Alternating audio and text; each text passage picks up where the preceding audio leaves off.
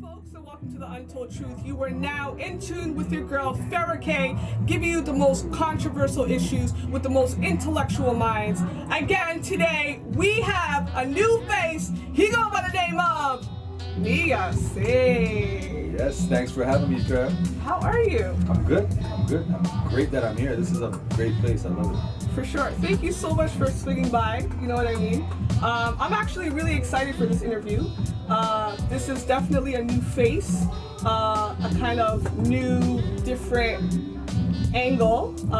Because the Untold Truth, we have a lot of artists, we have a lot of just people who are like really into the music. But you are too, and we're gonna totally get into that. But just in case of the viewers watching and saying, yo, this guy looks so familiar, why don't you let the viewers know who you are and what is it that you do? Let us know about Knia Singh.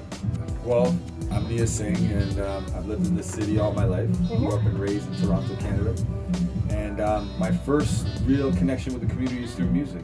Yeah, I ran a recording studio for 20 years, CMP. Wow. Crazy Mental Productions at Alton Towers. Sick. Moved to downtown and serviced like basically the whole city. From 93, we were one of the first hip-hop studios that opened that was dedicated to hip-hop. Wow. So we had people coming in from Newmarket, Pickering, Oakville, all into Toronto just to record. Yeah. From there, I moved into doing some social justice work because a lot of the students... Hold on. Slow it down, because you just said you were into the whole hip-hop thing for 20 years, ran your own studio, so let's not bypass that. But what is it that you did? Like, did you rap? Did you produce? Like, what was Knia Singh in the hip-hop scene? I started off rapping. Me and my partner Shamari, we had two Crazy Mental, so we were rapping. But when people knew there was a studio on the block, everyone started coming by. So first, my neighbor, he goes by Ruckus, Nexus, Deshaun. Yeah. He came to the studio. Yeah. And when he came, he had the whole Monolith crew. We all went to school in Lieberman. Okay. So they were like, oh, there's a studio down the street. So like, okay. So then they started coming. Yeah. Then they started bringing more people. So I was used to rap, but then I turned into an engineer, producer, because anytime they wanted beats made, I'd sit down with them, make the beats, and then record, and then basically became a studio label. Because everyone wanted to record, and then I spent more time recording people than I did rapping my own music. Yeah. Yeah. Dope. 20 goddamn years. Yeah. And here you are, you wearing a suit. So clearly, what's going on with Knia Singh right now? First and foremost, let's not undermine it. You are running for council. That is Ward 42, correct? Yes. Just to clarify, Ward 42 is Scarborough, Melbourne. Scarborough, Melbourne is the northeast end of Toronto. Okay. And, it's been an area that's been neglected, I think, by the city for quite some time. And did you grow up in that area particularly? I grew up in that area. I grew up in McCowan and Steeles. Okay. Right? So I first ran in 1997. Wow. That was when the city was going to amalgamate. And then, I was like, oh my gosh, when the city amalgamates, Scarborough's going to be left out. So I said, let me get into city council so I can be a voice of the people, make sure things are safe. And then, I never got in, and I realized quickly that it's all about money, volunteers, and signs. It wasn't really about how much good ideas you have. And then I said, okay, when I get older, I'll go back at it. And then in 2010, I went back at it. And here I am, 2017, ready to take this city to over. go. Yeah. Yeah. And how's that experience for you? Like growing up in Scarborough and now running as councillor for the area that you grew up in? It's natural. It's a natural progression just because my whole thing is to help people. Through the studio, my focus wasn't money. My focus was making sure young people had an outlet for their music and art. And I was always recording, not because I wanted to be a big producer, it was because I enjoyed music. Yeah. So when you translate that to the work I do in the community, it's all about love for people and making sure that people enjoy their quality of life, because I find that we're all, we're becoming selfish, we're teaching each other how to be selfish. Intelligence is not high on the scale. Everyone thinks being dumb and gangster is like the way to go. Yeah. So running for city council is just natural in the sense that I always try to help. Yeah. The best way I can affect the most amount of people is by being in a city council spot. At least right now. Exactly. So how were your experiences growing up in Scarborough? Were you born and raised in Scarborough, or did you where were you born? Glad you asked. I was born downtown. Downtown. And then I was raised, I call it Parkway, like the Mills. Yeah. Down Mills and Shepherd's. Parkway Park, yes. Big up, West Parkway, you know what it is. So I grew up in Don Mills and Shepherd. I went to Forest Manor, then I went to Don Valley, and then I went to George's Henry Academy. Yeah. But when I was 12, we moved out to Scarborough. My parents bought a house. So I stayed going to school in North York, but I was still living in Scarborough. So I didn't, you know, my friends went to Campbell and Lieberman, but I wasn't going to Campbell and Lieberman. So, you know, I wouldn't say. Still kept in touch.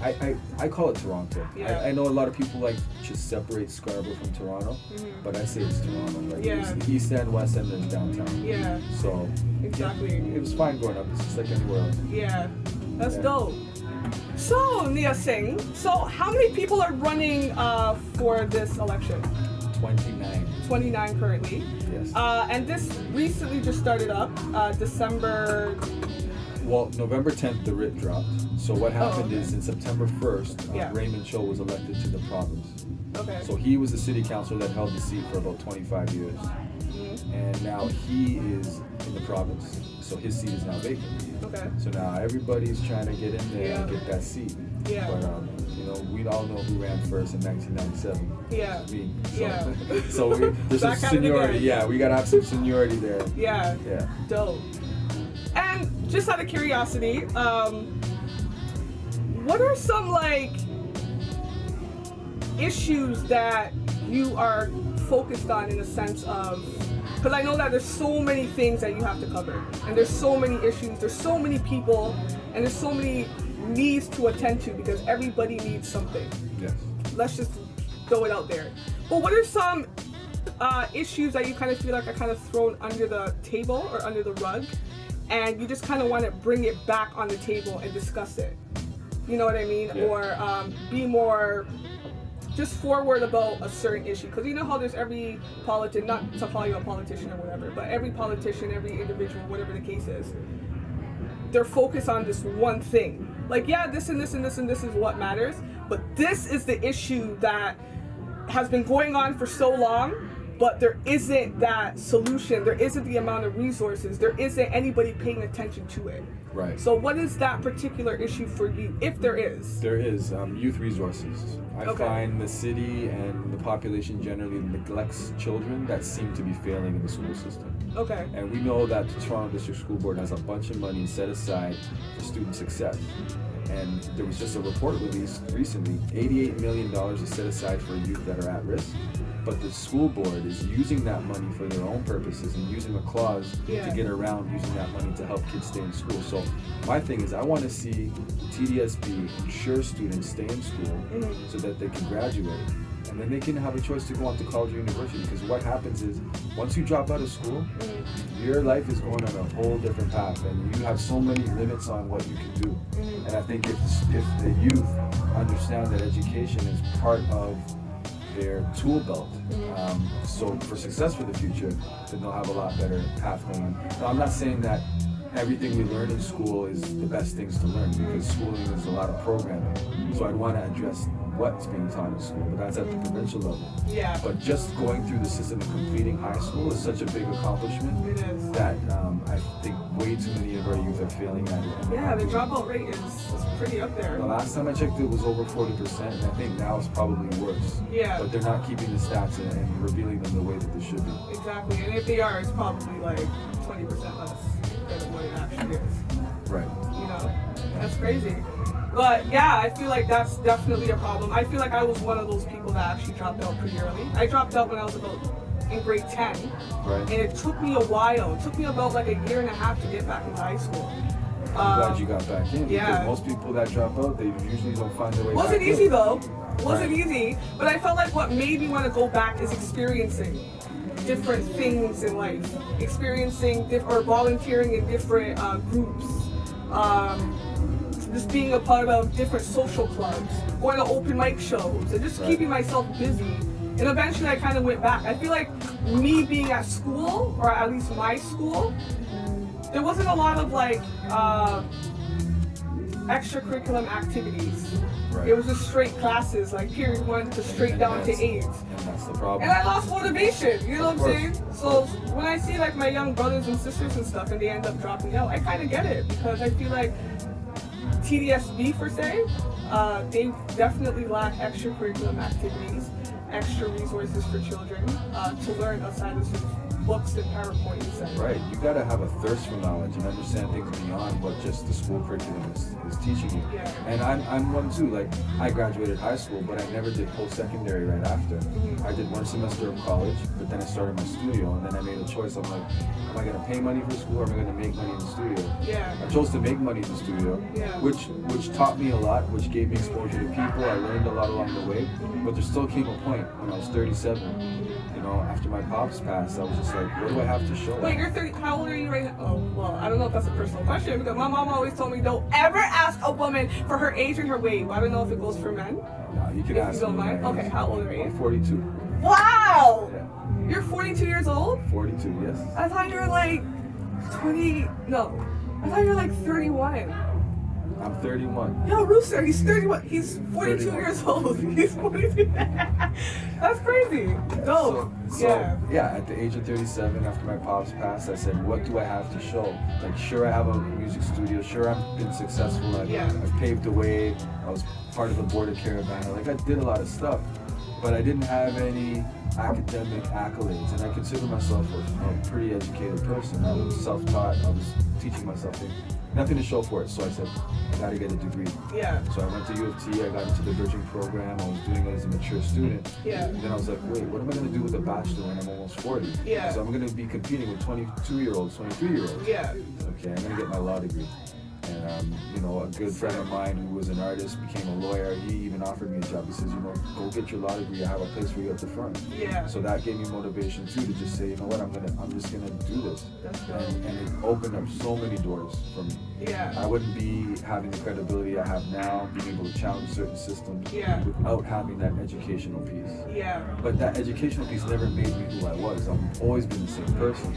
It's just how society operates. They want to see proof. Just like you got to take a driver's test to get a driver's license. Yeah. We have systems that You know what I acknowledge always things. wanted to like, because I wanted to take law once upon a time, and I honestly feel like I would. But I was always interested about women who are incarcerated and convicted of murders of their abusive spouse. Right. And I've heard a lot about it, Yeah. but I didn't pay too much attention to it until it actually happened to somebody that I know. Okay. And that's when I'm like, and you know what I mean? How do you feel about, like, just in regards to that scenario itself? Because it's happening. There's a lot of women that are incarcerated for that. There are legal principles that guide that, right? I think if you've been a victim of abuse for years and years and years, and you finally lash out, it's self-defense. And I think the self-defense carries on broader than what the So many legal layers, what the legal system allows. Yeah. So basically in the legal system, if you're being attacked and you defend yourself, somebody dies, okay, it's self-defense. But if that attack stops or that person turns around and starts walking away and you still attack them, Yeah. then it's not considered self-defense anymore because the threat has been annulled. Yeah. But that psychology, I would argue, is a lawyer, because an abuser may turn around and walk away, but they always come back and continue the abuse. So as a person on the receiving end of it, you never know when it's going to stop. Yeah. So I would argue that it's still an ongoing self-defense. Yeah. But that's going to take, a skilled lawyer to be able to argue in court and change the precedent so that now that would actually be a defense going forward. Yeah. Wow, well said. He just said it. He gave his case. But yeah, I totally agree. And like, just as far as just the institutions, the corruption within the institutions, the amount of majority people, marginalized people, people who are not privileged, that are being a part of this oppression, really sucks. You know what I mean? And when I think about just as far as people who are incarcerated in general, specifically actually for African Canadian people here in Canada, and that are convicted of crimes that are clearly behind police brutality, behind systemic racism, and so on and so forth. And I feel like today in the city, there's a lot of racism that is happening in schools. Oh yes. There's a lot of racism that's happening in workplaces. Oh yeah. In most cases, family, in your household. Yeah. But again, there isn't the amount of resources to actually find a solution, if a solution is even possible. But how do you feel just as far as how the board and how different institutions are responding to hate crimes, responding to prejudice and discrimination and so on and so forth? I think there's a lack of accountability on that part, and I'm glad you touched on it, because when I got into my first year of law school, I founded, along with a few other students, we co-founded something called the Osgood Society Against Institutional Injustice, where it was a group that was set on addressing institutions that take liberty or oppress people. And one of the first ones we challenged was the Toronto Police when it comes to carding and arbitrary detention. But then carding. We'll get into that. But then there's schools that oppress, systemically discriminate against people of color, especially African Canadians and Indigenous people, in the sense that they're getting high expulsion and suspension rates for very minor things, where other students wouldn't get suspended. Exactly. So I think the institutions have been failing us, but that's because they were always set up under a certain guise. It was set up for certain people, it's excluding other people. But now that people like us, or people that are of color or of different ethnicities, are now reaching up to higher levels of those institutions, we see the framework starting to change. So that's why I always say, let's not keep focusing on the fact that they used to be a certain way. We have to celebrate the fact that we're able to change things from within now. And that's one thing with the police service. Even though they have a very terrible history and they have people that may be doing wrong things, they also have people that are doing good things in there and that are agents of change. We've only been able to make change now because those people are actually pulling the strings. Exactly. Yeah. I don't know, I just feel like there's been a lot of cases where people are just reporting things, reporting specifically discriminating people and workplace harassment, so on and so forth, and nothing is ever being done about it. Nothing's done because there's always money attached, and that's the sad thing, right? The legal profession runs off money. And you have to pay a lawyer to fight your case. There's very few lawyers that are going to do things pro bono. I, as much as possible, do things, most of the time I do things for free. The only reason why I can't really is when I'm working with the firm, I have to do what the firm says, because that's what it does. But because there's a cost associated with it. But do you feel like that's reality though? The more money you get, the better. It is reality. It's a sad reality. The more money you have is the better representation you get. You will find the odd lawyer who will give you the same service regardless of the money. And you will find law firms that focus on social justice and they'll take legal aid and they'll still do the good work. It just sucks. It does. Because not even just with that, like even with like just even clinics. You know, like we have people who are dealing with mental health issues, that are suicidal, that are have so many different disorders and that are going, you know what I mean? Just bezazzled, like, you know? But there isn't enough resources that are affordable. You know what I mean? Well, effective is one thing, but is it affordable for the person? Well, the thing is, we pay taxes to our government so we can take care of the people that need the help. But we misallocate, or the government people, officials, misallocate those funds so that it doesn't go to the people that actually need it. So even though it may cost a lot, we have the resources to pay for it, they're just not getting paid for it. Exactly. I don't know, I'm talking to you, I'm having this discussion with you, but I'm kind of like distracted with this book over here, Street Voices. He got his face on the cover of a book, folks. Look at that, you know, suit, you know, nice cut, looking well, brother, you know what I mean?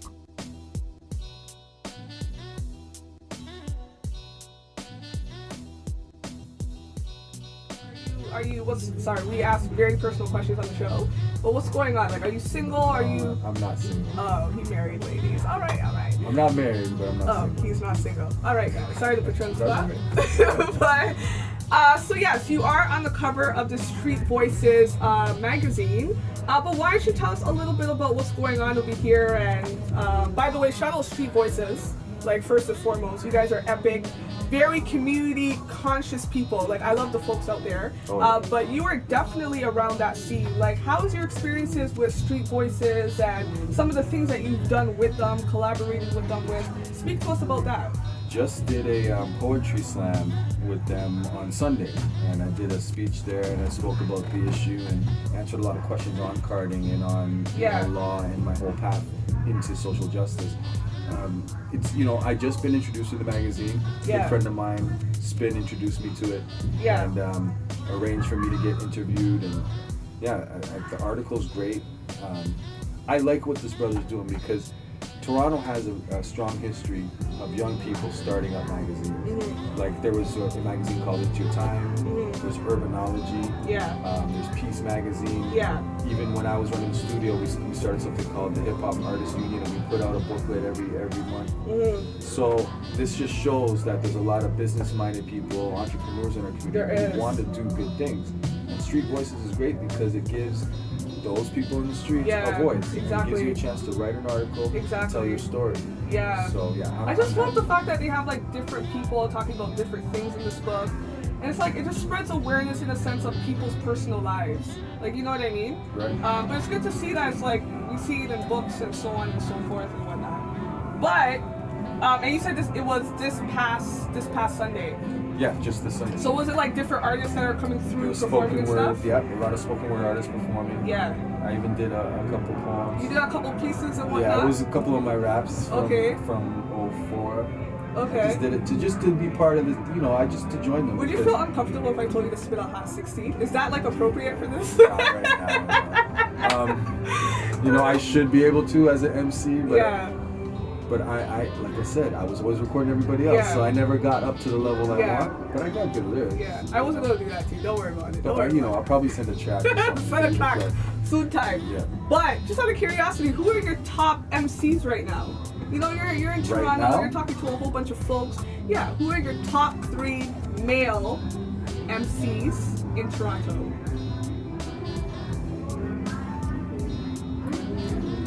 Top 3. And you probably have a whole MCs, bunch, but if you were to pick 3, yes. If I was to pick 3, I would pick Trench. Okay. Don Millie. Okay. Third one's a tough one. Because I've worked with so many good MCs. I can only imagine. That's what I'm saying. I know all of you, when you see this, and I don't mention your name, you're gonna get Nothing upset. personal. Nothing personal. You know I love you all, brother. Yeah. Who's my 3rd favorite Toronto MC? Damn. Cardo P from 20 Below. Sick. That's sick. All right. Who are your top 3 femcees in Toronto? Mishimi. Big up, Mishimi! Of course, from time on this mic, she knows what it is. Bella Banks. Dope. What up, Bella? And I like Jelly Two Fly. Jelly Two Fly. Because she's current. Yeah. She's current. Like, I've recorded quite a few, like Rick's. She's really good. Yeah. Recorded quite a few female MCs. Yeah. Those 3, for now. Dope. All right, Mr. Knia Singh, thank you so much for coming by. But just to kind of wrap it up, how can we vote? How can we get more information about the election and so on, and who's running, and see a lot more about your stuff? How do we get into that? Go to kniasingh.ca. That's so old school. www. Just go to kniasingh.ca. Yeah. Go to my Facebook page, Knia Singh. Twitter, Master Knia, or Elect Singh. Instagram, Knia Singh. Dope. That's KNIASINGH. And you'll find all my information there. And if you want to know about all the other candidates, just go to the Toronto election site. There's a section that says candidates, and you can read it. It's so important now that our community gets out and votes. Because I was told by people in the political arena not to go for the African Canadian vote and not to go for the youth vote. I said it because they said African Canadians don't vote. Youth don't vote, so don't bother. And that's the political strategy that people use. And I said, no, I can't do that. Like, that's not me. I'm going for everybody because everybody needs to be a part of making the decision. Right? But that shows you. How do you feel about Black Lives Matter? I think they're doing great work. Yeah. Great work. Without Black Lives Matter, people would not understand that we are being oppressed. So you feel like it's effective for... Yeah, definitely effective. Because you have a balance, right? No movement has one way of doing things. You have people that work from the inside. Yeah. You have people that push hard from the outside. Yeah. You have people that create hysteria. You have people that kind of say things calmly. Yeah. There's all the different pieces that have to work together in synergy. Yeah. But we have to recognize we're all trying to get the same goal, which is respect and advancement for the people. Yeah. Exactly. Thank you so much for tuning in with the Untold Truth. Again, with your girl Farrah K. We got Knia Singh in the building. Make sure you check him out. Facebook, Twitter, Instagram, Google.com. Just search Knia Singh. Support this brother. He is doing really great. He's a hip hop head. Oh, This guy crazy hip hop head. was around the hip hop culture. You know what I'm saying? Hip hop connoisseur. Make sure you check him out. Again, peace and love, the Untold Truth.